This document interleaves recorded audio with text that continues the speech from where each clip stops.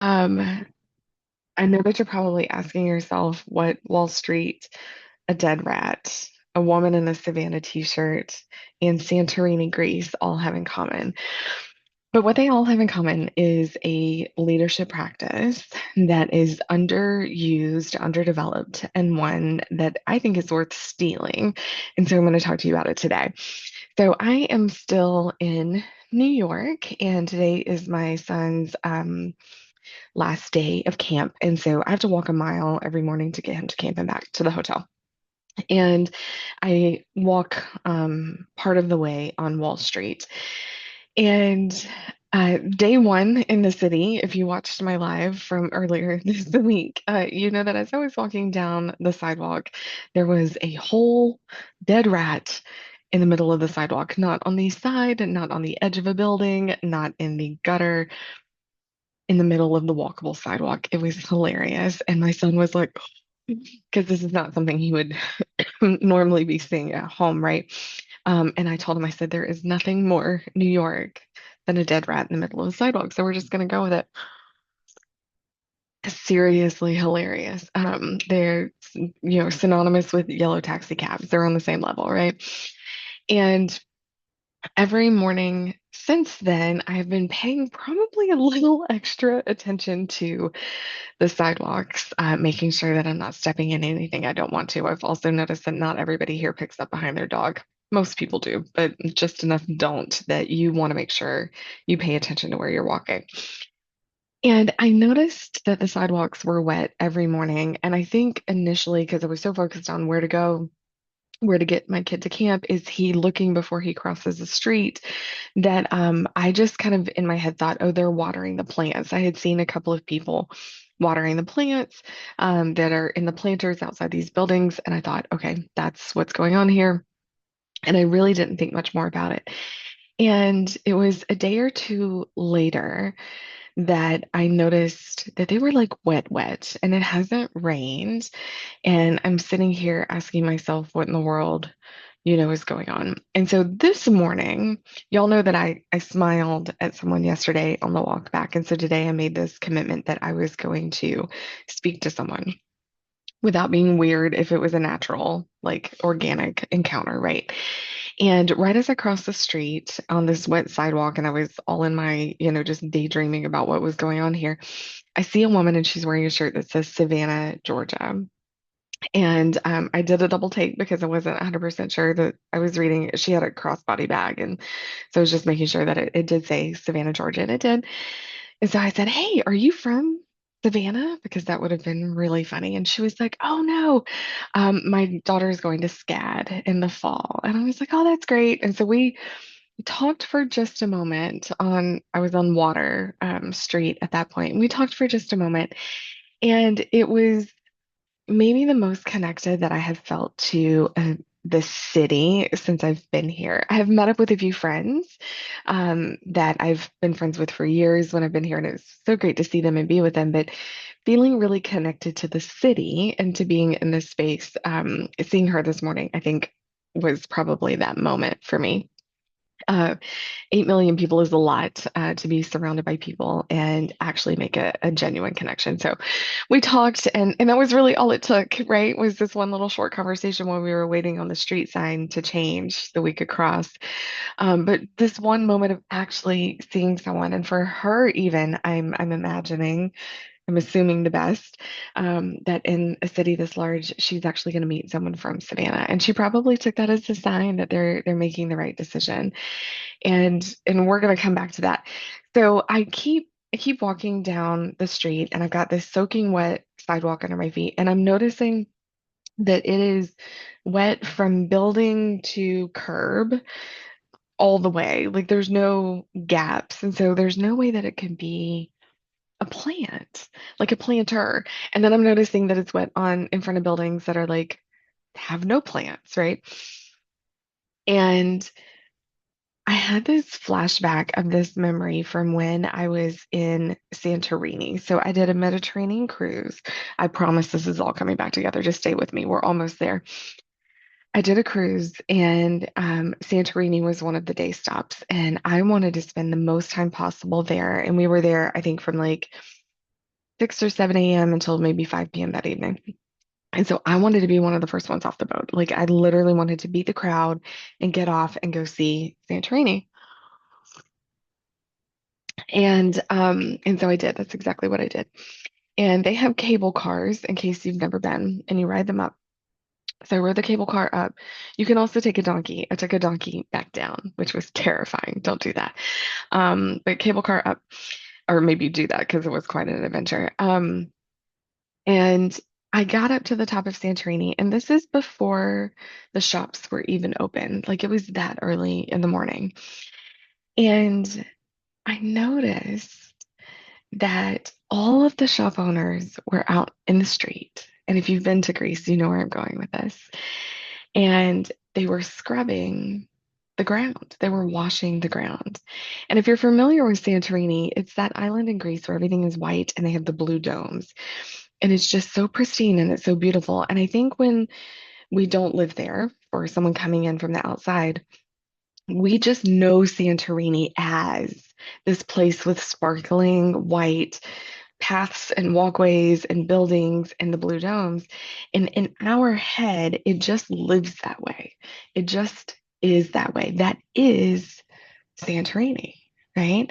And you can find influencers on social media and they're taking these gorgeous photos and the women with the flowy dresses. And that just is what Santorini is. What we don't do is we don't think about the work that it takes to maintain that space. Every morning, these shop owners are out in front and they have their brushes and mops and they're scrubbing and they're cleaning and there's soapy water being tossed in the streets. It's this beautiful moment. If you ever go to Santorini, it would go that early. It's this beautiful moment behind the curtain. Like we get to see the reality of the effort that it takes to create this result, right? And it clicked. That's what's happening in New York. The dead rat that I told you this is all coming together. The dead rat that I saw on day one, I dropped my son off at camp and I walked back. It was gone. I was gonna get a Snapchat of it and send it to my best friends and be like, oh, gee, look at this. LOL. How New York of them to leave us a dead rat on day one.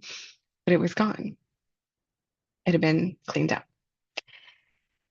The people who are maintaining these buildings are paying someone every morning to come out and clean the sidewalk in front of their building.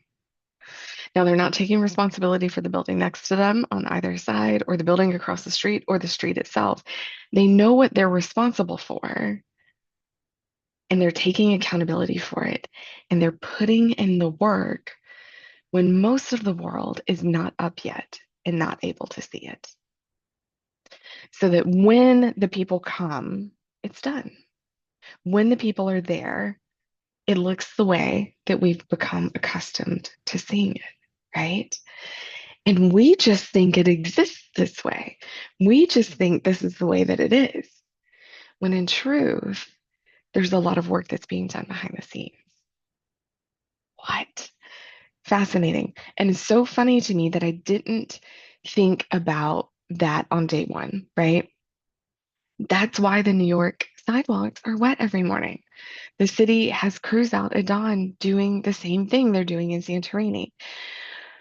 And when I stopped walking, because this kind of hit me like a ton of bricks this morning, I didn't stop for long, but I stopped for a second and I thought, when do I do that? When do you do that? When do we do that? When do we scrub our walkways? Not for optics or for being superficial or trying to present something that we're not, but because we know what's coming. We know what we're working for. We know what our goals are, and we want to be ready. We care about the connections on the street that are going to be happening right where we cleaned that ground. We made that way. We prepared it and set it up so that those beautiful connections can happen. Think about this conversation with this woman. If the sidewalk was disgusting, if I was walking in nasty, if I stepped in dog poop, I'm not going to stand there and have that conversation with that woman. But knowing that the people who are managing this space created the environment for that connection, They paved the way. They set it up. They did it right. And think about this. This doesn't happen because we're reacting to something. It doesn't happen on the back end of it. It happens because there was thought, there was intention, there was money, there was time, there was effort, there were calories spent in creating this environment. Someone took the time to think about it and said, how can I make that happen? Yeah, it's just a clean sidewalk, whatever, who cares? But it matters.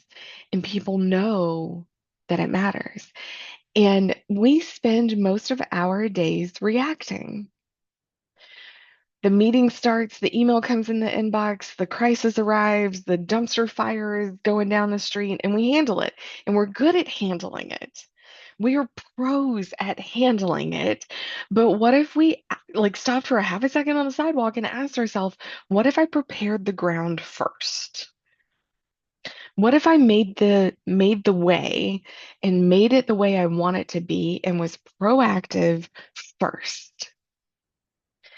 The shop owners in Santorini are not more talented than anybody else that doesn't clean their pathway, but they are more intentional. They're investing in themselves, their space, their business. They get more clients because of it. They make more money because of it. And guess what? You know what else I noticed? The people out there that are all scrubbing, they were talking to the other people that were out there doing it too. They are making the right connections with the right people at the right time who have the same mindset that they do, who are invested in the same way as they are, and showing up in a way that is intentional automatically created the community that they need. And now, guess what? If someone says, I want this souvenir, I'm looking for this particular food, they're going to think about the people they see every day out there with them, putting in the work and doing the effort. And they're going to recommend them. They're going to send them and be like, oh, yeah, this person, two shops down, incredible. You should go buy from them. Right. And that happens in all aspects of our lives.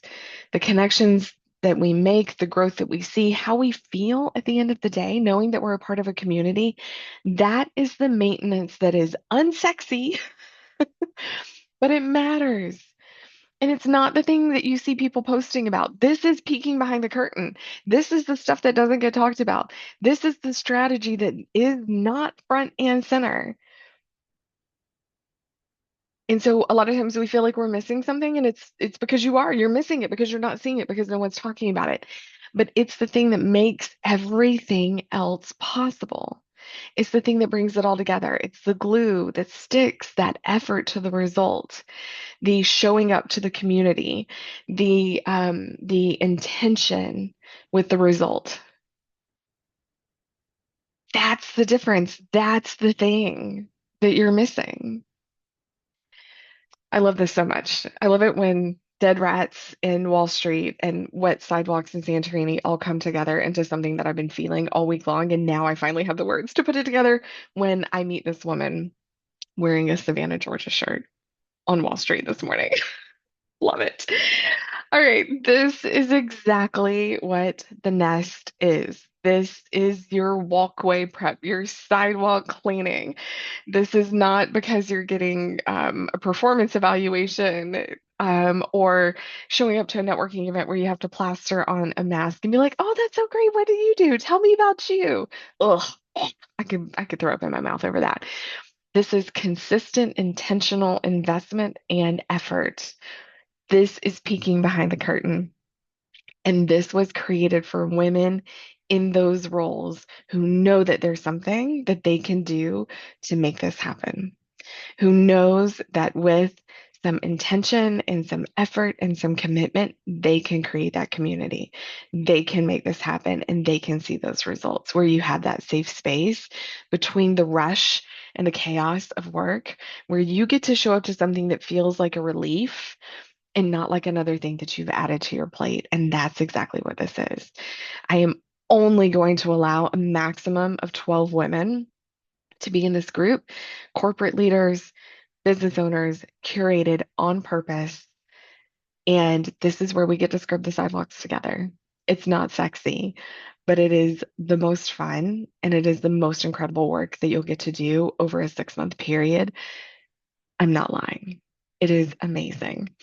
We have several spots that are already taken. I have not announced all of them yet, but those are going to be rolling out over the next week or so. So if you would like to be in, this is your invitation to let me know. I am not saying that you will be in. It is not an automatic acceptance. But go to amycapello.com/nest to check out the details, to fill out your application.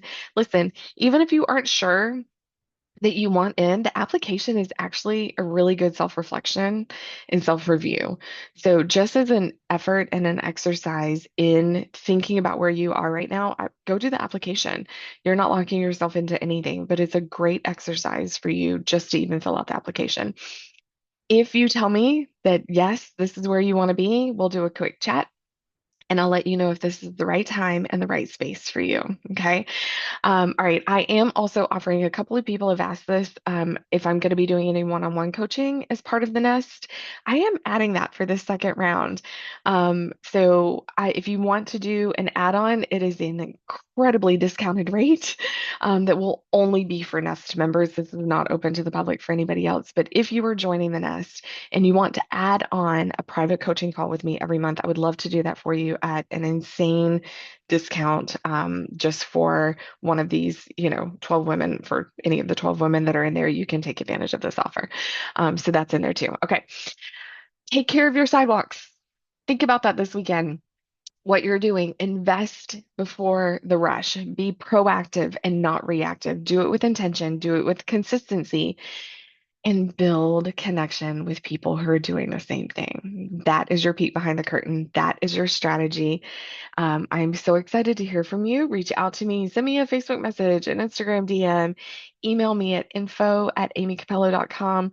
I want to hear from you. I love you guys so much, and I will be in with you next week. Y'all take care.